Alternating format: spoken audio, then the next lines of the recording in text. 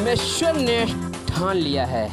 Hallelujah, praise the Lord. जय मसीह के। प्रभु का धन्यवाद करता हूँ। एक बार फिर परमेश्वर के वचन को लेकर मैं हाजिर हूँ और हम विश्वास करते हैं कि परमेश्वर का वचन आपके जीवन में काम कर रहा है। परमेश्वर के वचन को अगर आप लोग सुन रहे हैं और सुनकर उस वचन के अनुसार चलने की कोशिश कर रहे हैं तो मैं विश्वास करता हूँ कि परमेश्वर का वचन आपके राहों को सफल कर रहा है, आपकी ज़िंदगी, आपके घर, आपके परिवार को सफल कर रहा है। परमेश्वर के वचन को सुनते रहिए और हमारे लिए दुआ करते रहिए, प्रार्थना करते रहिए कि ताकि और परमेश्वर के वचन को लेकर आप तक पहुंच सके और परमेश्वर के वचन की महिमा हो। परमेश्वर का वचन सामर्थी होता है, वो हमारे जीवन में सामर्थ्य के साथ काम करता है। जो वचन बोला जाता है उसमें प्रभाव होता है और उस वचन का प्रभाव हमारी ज़िंदगी में दिखाई देता है। जब परमेश्वर का वचन हमारे और आपकी ज़िंदगी में बोला जाता है तो वो वचन कार्य करता है, क्योंकि खुद परमेश्वर ने अपने से ज़्यादा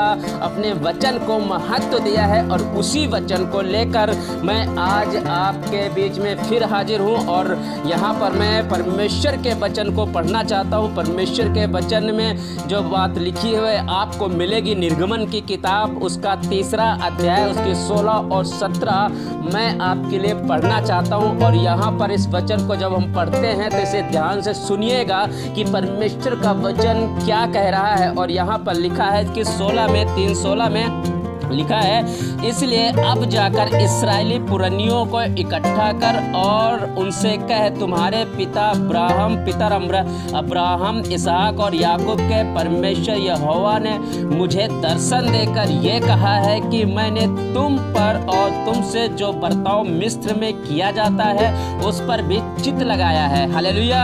अब मैं आपके लिए 17वीं आयत पढ़ना चाहता हूँ जो इस टॉपिक का मेन अक्षर है, मेन बात है, मेन सब्जेक्ट है, जो मैं वो आपके लिए पढ़ना चाहता हूँ। और यहाँ पर लिखा हुआ है, और मैंने ठान लिया है कि तुमको मिस्र के दुखों में से निकाल कर कनानी, हित्ती, एमोरी, परिज्जी, हिब्बी और यबूसी लोगों के देश में ले चलूंगा, जो ऐसा देश है कि जिसमें दूध और मधु की धाराएं बहती हैं। हालेलुया। परमेश्वर हमारी और आपकी लाइफ में, हमारे और आपकी ज़िंदगी में, हमारे दुख और मुसीबत और परेशानियों में अपना चित्त लगाता है और चित्त लगाकर वो ये बात ठान लेता है कि मैं उन्हें उस दुख से निकालूंगा। कई बार हम और आप भी अपने कामों को करने के लिए हम अपने मन में सबसे पहले उस काम को करें, चाहे वो अपने बिजनेस से स्टार्ट करना हो, चाहे बच्चों की शादी हो, चाहे घर बनाना हो, चाहे गाड़ी लेना हो, या ऐसा कोई भी काम हो, इससे पहले कि हम उस काम को करें हम अपने अंदर, अपने मन में, अपने परिवार, अपने घर में इस बात को मिलकर ठान लेते हैं कि ये काम हमें करना है तो करना है। जब आप अपने ज़िंदगी में उस काम को करने के लिए ठान लेते हैं तो आप उस काम को कर पाते हैं। और जो लोग सिर्फ यही सोचा करते हैं कि हमें ये काम करना है, हमें वो काम करना है, हमें ऐसा करना है, हमें वैसा करना है, तो सिर्फ वो सोचते रह जाते हैं पर कोई काम कर नहीं पाते हैं, क्योंकि उन्होंने उस काम को करने के लिए ठाना ही नहीं है। और जो लोग ठान लेते हैं वही उस काम को कर पाते हैं। परमेश्वर का वचन आज आपके बीच में जब ये बात रख रहा है कि परमेश्वर का वचन बताता है, और मैंने ठान लिया है कि तुमको मिस्र के दुखों में से निकाल कर। हालेलुया। परमेश्वर ने ये बात को ठान लिया है। जब आप परमेश्वर के हुजूर जाते हो और अपने दुख, अपनी परेशानियों को और अपने मुसीबतों को रखते हो, आपको याद होगा कि जब इस्राएली जब मिस्र के गुलामी में थे तो किस तरीके से वो परेशान थे। एक समय आया कि वो एक बार परमेश्वर को वो पुकार उठे और परमेश्वर ने उनकी पुकार को सुना और अपने दास मूसा को नियुक्त किया और उसके द्वारा इस्राएलियों को वहां से निकालने के लिए आदेश दिया। और जब वो परमेश्वर ने इस्राएलियों को निकाला, लेकिन इस्राएलियों ने कभी ये नहीं ठाना था, परमेश्वर ने तो ये ठान लिया था कि उनको उन दुखों से निकालूंगा। और परमेश्वर ने निकालने के लिए मूसा को, अपने नबी मूसा को भी नियुक्त कर दिया, लेकिन इस्राएलियों ने कभी ये नहीं ठाना कि हमें इन दुखों से निकल जाना है या हमें उस देश में जाना है जहाँ दूध और मधु की धाराएं बहती हैं। इसीलिए वो पूरे जंगल में कुड़कुड़ाते रहे और मिस्र की बात को, मिस्र की चीज़ों को ही याद करते रहे, वो मिस्र ही में फंसे रहे। वो उन लोगों ने कभी ठाना ही नहीं है कि मेरा परमेश्वर है, मेरी गिड़गिड़ाहट को सुन लिया, अब मैं इससे निकल जाऊंगा क्योंकि मेरा परमेश्वर निकालने वाला है और मैं अब उस दूध और मधु की धाराएं जिस देश में बहती मैं वहां पर पहुंच जाऊंगा। लेकिन इस बात को उन्होंने नहीं ठाना, वो हमेशा मिस्र की गुलामी की बातों में, मिस्र की चीजों में ही फंसे रहे और पूरे जंगल में कुड़कुड़ाते हैं। इसीलिए उनमें से कोई भी नहीं पहुंचा, सारे मारे गए। उनकी नई पीढ़ी जो पैदा हुई जंगल में, वो लोग वहां पर पहुंचे, लेकिन जो लोग मिस्र से जिसे परमेश्वर ने निकाला था वो नहीं वहां तक पहुंच पाए। कई बार जब तक हम और आप ये नहीं ठान लेते हैं कि हम परमेश्वर की हुजूरी में जाएंगे और उसकी आराधना करेंगे, उसकी महिमा करेंगे, जब आप ठान लोगे तो परमेश्वर ने भी ये ठान लिया है कि आपके दुखों में वो निकाल कर आपको बहाल कर देगा। हालेलुया। परमेश्वर ने इस बात को ठान लिया। आपकी लाइफ, आपकी जिंदगी में जैसी भी परेशानी क्यों न हो, कई बार हम इस बात को ठानते ही नहीं है और कई बार हम इस चीज में सिर्फ अपने आप को इसी तरह उलझाए रखते हैं कि कहीं ना कहीं से हम किसी न और किसी तरीके से हम कोशिश तो कर रहे हैं। लेकिन मैं आपको बताना चाहता हूं कि आपके हर एक दुख को परमेश्वर ने देखा है और देखा ही नहीं बल्कि उस पर चित लगाया है, और चित ही नहीं लगाया है बल्कि परमेश्वर ने यह ठान लिया है कि मैं निकाल कर बहाल कर दूंगा। हालेलुया। और उस देश में उस जगह पहुंचाऊंगा जहां दूध और मध की धाराएं बहती है। परमेश्वर आपके दुखों को देखकर आपके दुख से निकालने के लिए ठान लिया है। क्या आपने ठाना है कि मैं निकल जाऊंगा? क्या आपने ठाना है? कई बार हम चर्च जाने के लिए भी हम और आराधना करने के लिए, प्रार्थना करने के लिए हम ठानते नहीं है, इसीलिए तो हम टालते रहते हैं कि अभी नहीं तो बाद में कर लेंगे, अभी तो सुबह हुई है, हम दोपहर में कर लेंगे, प्रार्थना शाम को कर लेंगे, बाद में परमेश्वर के वचन को पढ़ लेंगे, आज इस बार संडे नहीं अगले बार संडे जाएंगे। लेकिन ये आपके जीवन में शैतान की एक रुकावट है। लेकिन उसी जगह जब आप ये ठान लोगे कि नहीं मुझे परमेश्वर के काम में आगे बढ़ना है, तो उसे कोई रोक नहीं सकता, क्योंकि परमेश्वर ने भी ये ठान लिया है कि आपको उसके चंगुल से निकाल कर बहाल कर दे। आपके शत्रु के हर एक चंगुल से निकाल के, जैसे इस्राएलियों को मिस्र के चंगुल से निकाल कर बहाल करने के लिए लेकर आया, वैसे आज भी वो परमेश्वर आपको शैतान के हर एक चंगुल से निकालने के लिए उसने ठान लिया है कि वो निकाल कर बहाल कर दे। लेकिन शर्त यह है कि आपने ठाना है कि मैं इस मुसीबत से निकल जाऊंगा, और ये आपने ठाना है कि मैं अपने परमेश्वर की इबादत करूंगा, अपने परमेश्वर के यहोवा के हुजूर जाऊंगा और परमेश्वर की इबादत करूंगा। अगर आपने इस बात को ठाना है तो परमेश्वर ने भी ठान लिया है कि मैं आपको निकाल कर बहाल कर दूंगा। हालेलुया। जब तक आप अपने जीवन में कोई काम करने के लिए ठानते नहीं हैं, तब तक आप उस काम को कर नहीं पाते हैं। कई बार हमसे कोई लोग मिलते हैं, भैया मैं इस प्रॉब्लम से निकल ही नहीं पा रहा हूँ, भैया मैं इस आदत को छोड़ नहीं पा रहा हूँ, भैया ये गुनाह मेरे अंदर से खत्म ही नहीं होता है। मैं आप आज उन लोगों से बोलना चाहता हूँ कि आज तक आप लोगों ने ठाना ही नहीं है। जिस दिन ये ठान लेंगे कि मैं आज से ये नशा छोड़ दूंगा, तो परमेश्वर उस नशे को छुड़ाने के लिए भी ठान लिया है। अगर आपने ठान लिया है कि मैं आज से इस अपराध को छोड़ दूंगा, तो परमेश्वर ने भी ठान लिया उस अपराध से आपको निकालने के लिए। अगर आपने सोच लिया है, अपने अंदर ठान लिया है कि मैं अब ये गुनाह नहीं करूंगा, तो परमेश्वर ने भी ठान लिया है कि आपको गुनाह नहीं करने देगा।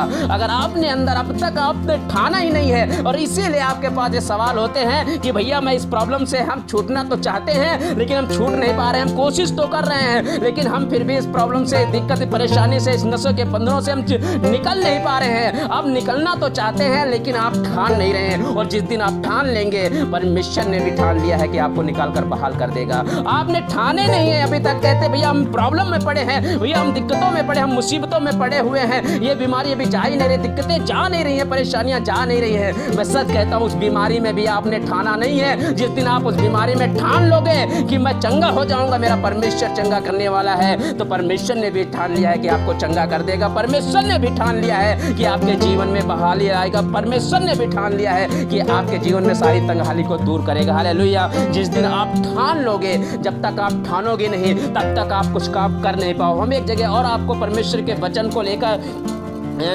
परमेश्वर के वचन से पढ़ाना चाहते हैं, जो आपको मिलेगा मरकुस की किताब और उसका 5वां अध्याय, मरकुस की किताब उसका 5वां अध्याय। और यहाँ पर एक औरत के बारे में जिक्र है, जो औरत एक बीमार है, और उस औरत के बारे में लिखा हुआ है, और उसके विषय में पढ़ना चाहते हो। मरकुस की किताब उसका 5 अध्याय और उसके 25, 26 और 27 में आपके लिए पढ़ना चाहता हूँ। और यहाँ पर परमेश्वर के वचन में लिखा, एक स्त्री थी जिसको 12 वर्ष से लहू बहने का रोग था, उसने बहुत वैद्यों से बड़ा दुख उठाया और अपना सब माल व्यय करने पर भी उसे कुछ लाभ न हुआ था, परंतु और भी रोगी हो गई थी। वह यीशु की चर्चा सुनकर भीड़ में उसके पीछे से आई और उसके वस्त्र को छू लिया। हालेलुया। वो भीड़ में से निकलकर वो यीशु के पास एक औरत थी जो 12 साल से एक बीमारी से ग्रसित थी। उसने बहुत डॉक्टरों को दिखाया, बहुत वैद्यों को दिखाया, बहुत इलाज कराया, उसका शरीर भी कमजोर पड़ गया, उसका पैसा भी खत्म हो गया,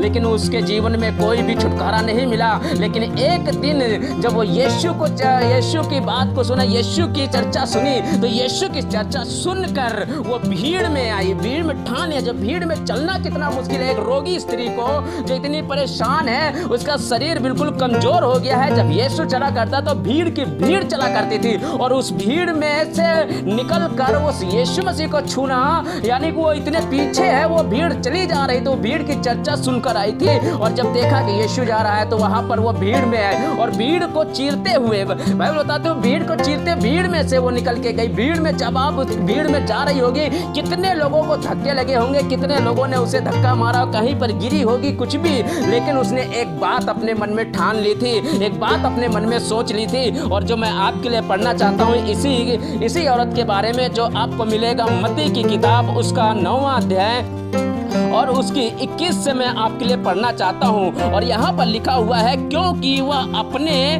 मन में कहती थी, यदि मैं उसके वस्त्र ही को छू लूंगी तो मैं चंगी हो जाऊंगी। हालेलुया। क्या कहती थी? यदि मैं उसके वस्त्र को छू लूंगी तो चंगी हो जाऊंगी, उसके वस्त्र ही को छू लूंगी तो मैं चंगी हो जाऊंगी। इसने ठान लिया था, उसने बहुत दुख उठाया था, बहुत प्रॉब्लमें झेली थी, बहुत अपना पैसा पे कर दिया था, लेकिन एक दिन जब यीशु मसीह की चर्चा सुनी तो वो उस भीड़ में से, वो भीड़ से जो उसने, चाहे मुझे जितनी ठोकर लगे, चाहे जितनी तकलीफ हो, चाहे मैं कितने बार क्यों ना गिरूं, मैं लेकिन यीशु के दामन को छू लूंगी तो मैं चंगी हो जाऊंगी। इस बात को उससे पहले वो यीशु के दामन को छूती, यीशु के कपड़े को छूती, इससे पहले कि वो यीशु के पास पहुंचती, और इससे पहले कि वो यीशु को छू पाती, इससे पहले उसने अपने मन में ठान लिया कि मैं यीशु को छू लूंगी और चंगी हो जाऊंगी। और उसने भीड़ को नहीं देखा, अपने उन ठोकरों को नहीं देखा, उन गिराने वालों को नहीं देखा। जब आप यीशु के पीछे चलेंगे, आप ठान लेंगे कि खुदावन यीशु मसीह के पीछे चलेंगे, उसके काम को करेंगे,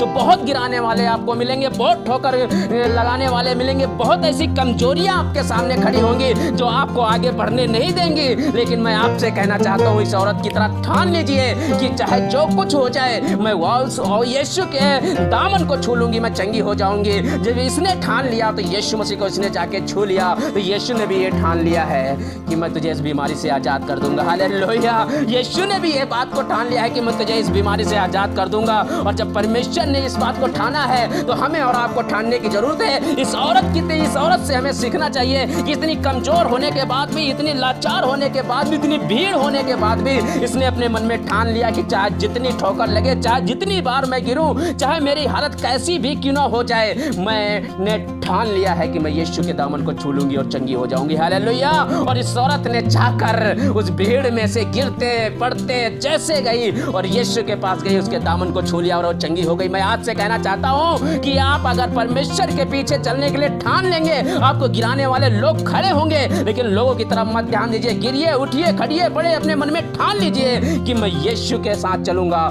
तो उस पे परमेश्वर ने भी ठान लिया है कि आपको वो सफल करेगा। हालेलुया। अगर आप चाहते हैं कि आप परमेश्वर के साथ चलें और उसकी महिमा करें, तो अपने जीवन में ठानिए इस बात को कि मैं जो कुछ करूंगा मैं परमेश्वर के लिए करूंगा। इस औरत की तरह ठान लीजिए। इस औरत से सीखिए कि कितनी मुसीबत होने के बाद भी, कितनी परेशानी, अपने शरीर की कमजोरी होने के बाद भी, इतनी दुखी होने के बाद भी, इतनी परेशान होने के बाद भी, इसके शरीर में ताकत नहीं है, भीड़ आगे बढ़ने नहीं दे रही है। आपको भी शायद लोग बढ़ने नहीं देंगे, आपके बिजनेस में, आपके काम, आपके घर में, परिवार में शायद लोग बढ़ने नहीं दे रहे हैं। आप पर बहुत सारे लोग आप पर बंदेजी लगा कर बैठे हैं, लेकिन मैं आपसे कहना चाहता हूं कि इस औरत की तरह ठान लीजिए कि मैं यीशु के दामन को छू लूंगी, मैं चंगी हो जाऊंगा। आपको भी ठानना पड़ेगा। जब आप प्रार्थना करने बैठे तो आपको ठानना पड़ेगा। शैतान आपको रुकावट पैदा करने के लिए आएगा, आपको ठानना पड़ेगा, शैतान वहां से चला जाएगा। जब आप परमेश्वर के वचन को पढ़ेंगे और उसकी इबादत करेंगे, उसकी दुआ करने बैठेंगे तो शैतान आएगा आपको रुकावट पैदा करने के लिए, रुकावट डालने के लिए आपको वहाँ ठानना पड़ेगा। अगर आप ठानेंगे नहीं तो आप ये कह देंगे मैं बाद में प्रार्थना कर लूँगा, मैं बाद में परमेश्वर के वचन को पढ़ लूँगा, तो उसमें शैतान की चाल कामयाब हो जाएगी। लेकिन मैं आपसे बताना चाहता हूँ कि आप अपने जीवन में किसकी चाल कामयाब होने दे रहे हैं। अगर आप शैतान की चाल को कामयाब दे रहे हैं तो इसका मतलब है कि आपने अभी तक ये ठाने नहीं है कि मैं परमेश्वर के काम को करूँगा। अगर परमेश्वर के काम को करोगे तो कोई बीमारी बड़ी नहीं है, कोई परेशानी बड़ी नहीं है, शत्रु इतना बड़ा नहीं है। परमेश्वर ने भी तो ठान लिया है कि आपको शत्रु के हर एक चंगुल से निकाल कर बहाल कर देगा, हर एक मुसीबत से निकाल कर बहाल कर देगा, हर एक दुखों से निकाल कर बहाल कर देगा। क्या परमेश्वर ने जब ठाना है तो क्या आपने ठाना है? खुदा के लोगों, आज ठानिए कि मैं जो कुछ करूंगा परमेश्वर के लिए करूंगा, चाहे जितनी रुकावट आ जाए। मैं कभी चर्च जाना नहीं छोड़ूंगा, मैं चाहे जितनी रुकावट आ जाए, चाहे जितनी मुसीबत में पड़ जाऊं, मैं प्रार्थना करना नहीं छोड़ूंगा, मैं बाइबल पढ़ना नहीं छोड़ूंगा, मैं परमेश्वर के काम को करना नहीं छोड़ूंगा। अगर आप ठान लोगे तो परमेश्वर ने भी ठाना है कि आपके काम को सफल कर देगा। हालेलुया। परमेश्वर का वचन बताता है, एक जगह मैं आपको लेकर चलना चाहता हूँ जो आखिरी आयत होगी, और इसके बाद हम इसके 2-3 पार्ट बनाएंगे, आप वहाँ पे जाके सुन सकते हैं फिर। और गिनती की किताब, और मैं आपके लिए पढ़ना चाहता हूँ 22 अध्याय उसकी 12 में यहाँ पर लिखा हुआ है, इस बात के लिए सुनिएगा।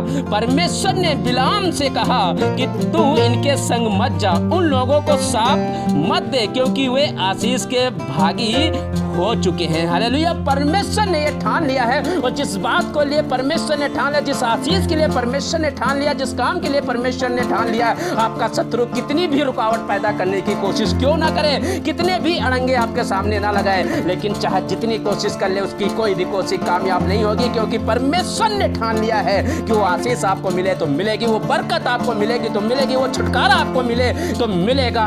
वो और खुदावन ने ठान लिया है, तो आप भी ठानिए कि मैं इन मुसीबतों से निकल जाऊंगा और मैं खुदा की इबादत करूंगा। परमेश्वर के लिए अगर आप ये बात अपने अंदर ठान लेते हैं कि मैं खुदा की इबादत करूंगा, उस परमेश्वर की इबादत करूंगा और इन मुसीबत से निकल जाऊंगा, तो परमेश्वर ने भी ठान लिया है कि परमेश्वर निकाल कर आपको बहाल कर देगा। परमेश्वर का धन्यवाद करता हूँ, और परमेश्वर का वचन आपके जीवन में काम करे। मैं दुआ करना चाहता हूँ, और जब हम दुआ कर रहे हैं तो हमारे साथ मिलकर दुआ करें, और आज इस बात को ठान लीजिए। हम इसके आगे दूसरा पार्ट कल पेश करेंगे, जो आपके इसी को आगे और कंटिन्यू करेंगे, और इसके लिए आप बने रहिए हमारे साथ, और इस चैनल को सब्सक्राइब करिए, लाइक करिए, शेयर करें, ताकि परमेश्वर का वचन बहुत सारे लोगों तक पहुंच सके और बहुत सारे लोग इस बात को ठान सकें कि मैं परमेश्वर के साथ चलूंगा, क्योंकि परमेश्वर ने मुझे निकालने के लिए, मुझे बहाल करने के लिए ठान लिया है। हालेलुया। धन्यवाद करते हैं। आइए दुआ करें। Thank you Jesus. प्रभु तेरा धन्यवाद करते हैं, खुदाओं के खुदा तेरा धन्यवाद करते हैं, प्रभुओं के प्रभु तेरा धन्यवाद करता हूँ कि तू हमारे लिए खुदा बाप ठान लेता है कि हमें दुखों से निकाल कर बहाल कर देगा, शत्रु के हर एक चंगुल से निकाल कर बहाल कर देगा। परमेश्वर प्रभु, आज तेरे वचन को हमने सुना है और तेरा वचन को हम अपने जीवन में ग्रहण करते हैं। आज से हम ये ठान लेते हैं कि हम प्रभु तेरे पीछे चलेंगे, तेरी महिमा करेंगे, किसी भी बला, किसी भी रुकावट से नहीं डरेंगे। उस औरत की तरह हम हमने ठान लिया है कि चाहे जितनी मुसीबत सामने हो, और मैं ठान लिया है कि मैं यीशु को छू लूंगी तो चंगी हो जाऊंगी। आज मैं ठान लेता हूँ अपने जीवन में कि मैं खुदा बाप, मैं तेरे पीछे चलूंगा, तेरे वचन की इज्जत करूंगा और तेरे वचन को महत्व दूंगा परमेश्वर, और इस वचन के अनुसार चलने की कोशिश करूंगा। और मैंने ये ठान लिया है कि अपने जीवन से सारे अपराधों को, सारे बुराइयों को, सारे दुखों को यीशु मसीह के नाम में दूर करता हूँ। हालेलुया। धन्यवाद यीशु। मैंने ठान लिया है कि अब से मैं ये अपराध नहीं करूँगा। अब मैंने ठान लिया है कि आज से मैं ये गुनाह नहीं करूँगा। अब मैंने ठान लिया है कि आज से मैं कोई अपराध नहीं करूँगा। प्रभु यीशु मसीह के नाम में दुआ करता हूँ कि खुदावन सबकी मदद करे, जो लोग ठान रहे हैं कि मैं आज इस अपराध को अपने जीवन से दूर करता हूँ, इस गुनाह को, इस नशे को, इन प्रॉब्लमों को दूर करता हूँ। प्रभु आप उनकी मदद करें, सहायता करें खुदा बाप। और खुदा बाप जब वो ठान रहे हैं तो प्रभु उन्हें इस प्रॉब्लम से निकाल कर उन्हें बहाल कर खुदावन आपके हाथों में सौंपता हूँ और धन्यवाद करता हूँ। इस प्रार्थना को खुदावन यीशु मसीह के नाम में मांगता हूँ। प्रभु आप सबको आशीष दे। God bless you. प्रभु का महिमा, प्रभु का जलाल आपको दिखाई देते रहे। यीशु मसीह के नाम मांगते, आमीन।